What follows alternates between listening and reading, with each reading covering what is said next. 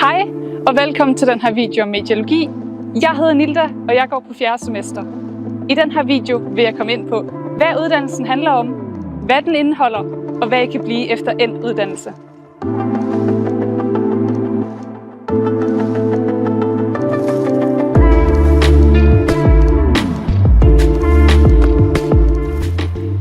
Mediologi holder til herinde på Create, her på Rendsborgsgade 14, midt i Aalborg centrum, lige nede ved havnen. Kom med!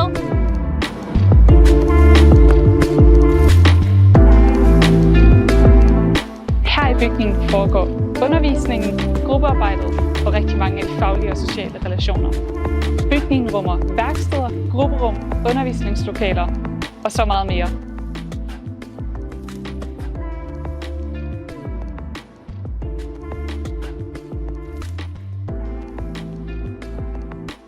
Udover undervisningen er der masser af events og fællesskab.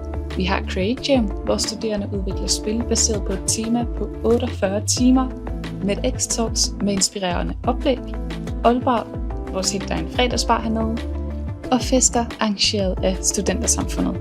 Mediologi handler om at kombinere teknologi og design, så vi skaber innovative løsninger. Så vi arbejder med alt fra AR/VR til 3D-grafik, til programmering, til interaktionsdesign, lyd- og billedbehandling samt brugeroplevelse. Du lærer at udvikle interaktive systemer, såsom brugerflader til apps og spil, der engagerer brugerne på helt nye måder, til programmering af komplekse systemer med machine learning og AI. Du kommer til at stifte bekendtskab med programmerne Unity og Blender og kodesprogene C# og Python, og du behøver altså ikke at kende dem på forhånd. Mediologi er delt op i 6 semestre. 1 semester per halve år, hvilket svarer til 3 år. På semestrene får du undervisning i områderne såsom programmering, 3D-grafik, lyd- og billedbehandling og så meget mere. Du kan se en liste over uddannelserne her. Cirka 30% af uddannelsen er teoretisk. De sidste 70% er praktisk. Så det betyder, at uddannelsen har en god balance mellem undervisning, workshops og selvfølgelig opgaver, som man enten laver alene eller i grupper. Skemaet for en uge kan se sådan her ud, hvor der cirka er 2-3 forelæsninger ved tavlen om ugen. Der er afsat cirka 4 timer til hver forelæsning, men de varer typisk kun 1-2 timer om ugen, hvor resten bruges til opgaver. Når der ikke er forelæsninger, skal gruppen selv aftale, hvornår de laver projekt. Hvert semester har et overordnet tema, og det stilles projektforslag til rådighed. Så længe gruppen arbejder inden for temaet, er der stor frihed til selv at vælge, hvad man vil fokusere på. Det hele ender ud i et større semesterprojekt, hvor vi i grupper anvender den lærte teori på virkelige problemstillinger. Ofte med inspiration fra industrien eller forskningsverdenen. Gruppearbejde er en grundsten i mediologi.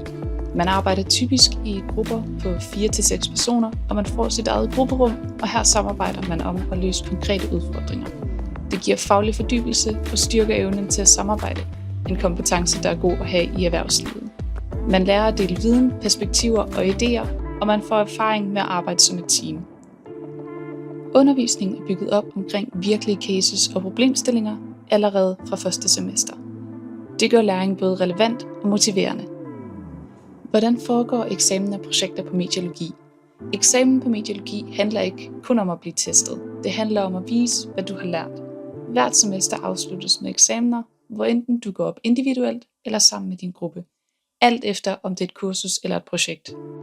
Her ses nogle tidligere kursusopgaver.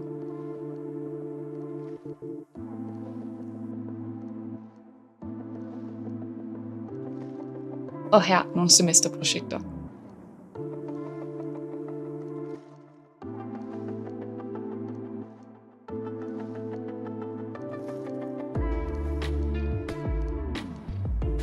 Kursuseksamener er ligesom dem, du kender fra folkeskolen og gymnasiet. Enten skal man op til en kort mundtlig prøve, hvor du bliver stillet nogle spørgsmål, som du skal besvare, eller en længere skriftlig prøve, hvor du på anden vis også skal besvare en række opgaver. Det mest spændende er helt sikkert projekteksamenerne. Her præsenterer dig og din gruppe jeres projekt, ofte med slides, demoer eller prototyper. Her har I en samtale med vejleder og censor. De stiller spørgsmål til jeres valg og jeres løsninger. Selvom I går op som en gruppe, får I individuelle karakterer, baseret på rapporten og jeres præsentation.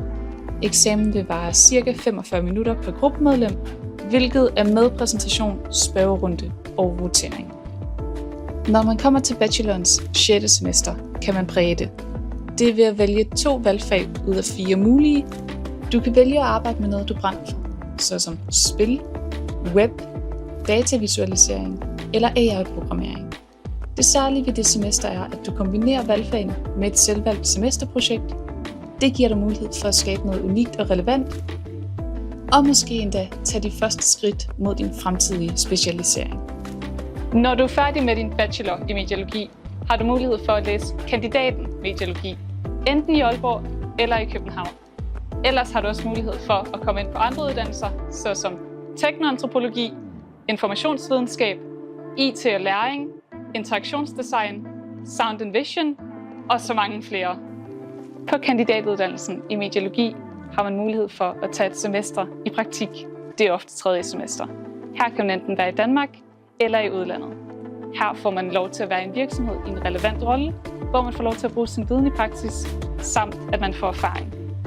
Ellers kan du også melde dig på et specielt forløb, såsom Badio, hvor du får lov til at samarbejde med andre studerende om spiludvikling i et professionelt setup. Alternativt kan du også tage et semester hos et udlandsk universitet, f.eks. i Skotland eller i Australien eller et helt andet sted. Hele forløbet afsluttes med en skriftlig rapport, der dokumenterer din læring og dine refleksioner. Studerende har førhen været i praktik hos Copenhagen Game Collective, Nordisk Film, CG Trader, Unity Studios og mange flere. Når du er færdig med mediologi, kan du arbejde som interaktionsdesigner, UX-specialist, 3D-grafiker, programmør eller leder inden for IT. Det siden mediologi er så tværfaglig, åbner det for en hel masse industrier og har derfor også en hel masse jobmuligheder. For at komme ind på mediologi, skal du have bestået din adgangsgivende eksamen, dansk A, engelsk B, og hvis du har haft matematik B, så er det et gennemsnit på mindst 7, og hvis du har haft matematik A, så er det et gennemsnit på mindst 2.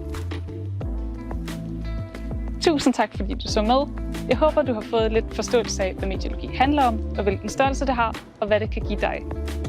Hvis du har spørgsmål, så tøv ikke med at kontakte Student- og Studievejledning, ellers se flere oplysninger på AU.dk.